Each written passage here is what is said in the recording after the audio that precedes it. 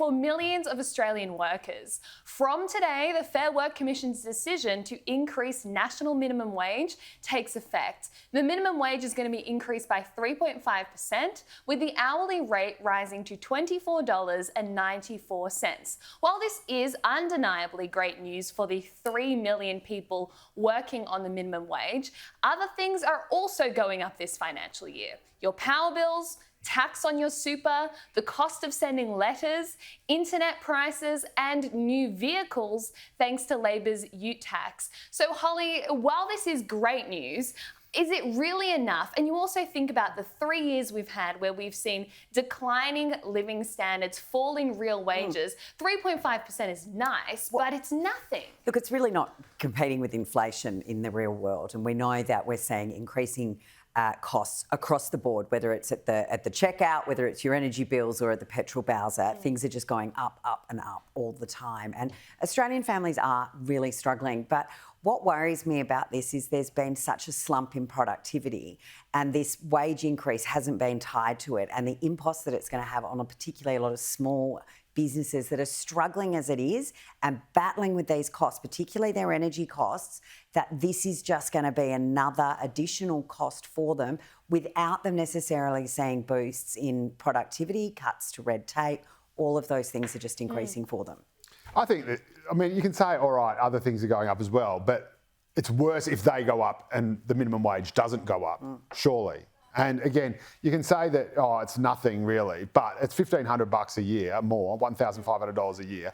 That's going to be enough to make up the difference in the increase in most people's power bills, especially with the government thing. So I think, we can kind of get a bit too doom and gloom. Oh, everything's terrible. The government's ruined everything, blah, blah, blah. Actually, inflation has come right down in the last figures. It's at the very bottom end of the RBA's target bandwidth. I think it was about 2.1 and the bandwidth's 2.3, 2 to 3%. So you actually can't get a more perfect figure. That is exactly where the RBA wants it to be. And these are, the lowest paid workers. They're often unskilled workers. There's probably not much scope for them to increase their productivity. They're shellacking it out as hard as they can as it is. It's probably the workers in the middle who. So I think it's great. Yeah, okay. Think of the workers. Joe's optimistic. I love that. But I guess the problem is here.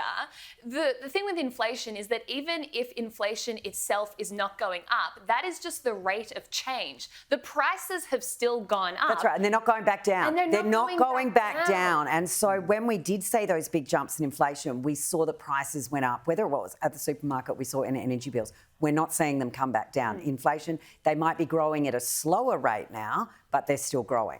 So wage increases should be even higher. No, that's not, Joe. You've got to look at the economy in totality. And the reality is that can businesses afford, because they're having their superannuation imposts go up, they're having all the increases go up on the in their energy bills, and then we know many businesses are finding stresses under that, and that we know that these businesses aren't getting the trade going through, and what's going to be the... And also, exactly a good point. And where are these wage rises coming from? This is a centrally determined decision by the Fair Work Commission. This is not coming from productivity. It's not coming from innovation. It's coming from a centrally determined wage setting, which means who's going to pick up the slack for it? We're already seeing record small business insolvencies. Many are operating on razor-thin margins.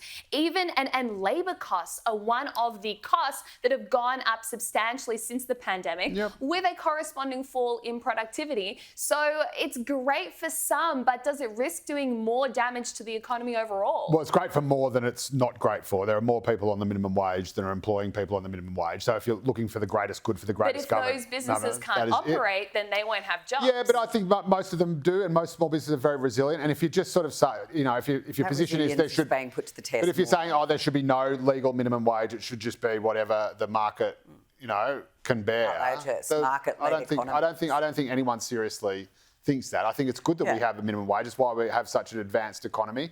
The vast majority of businesses, big and small, can and will accommodate this. And I think it's fantastic. Yeah, I think the problem is it's so much broader than one particular issue. And unless we start getting serious about looking at the 5,000 additional pieces of red tape that this government's introduced, the cost of doing business is out of control, and just adding more to those bills for small business and medium-sized business owners, you know, you've got to make sure you get those levers right, because the unemployment rates have been really good, but that doesn't mean they're going to stay that way. Exactly. So true.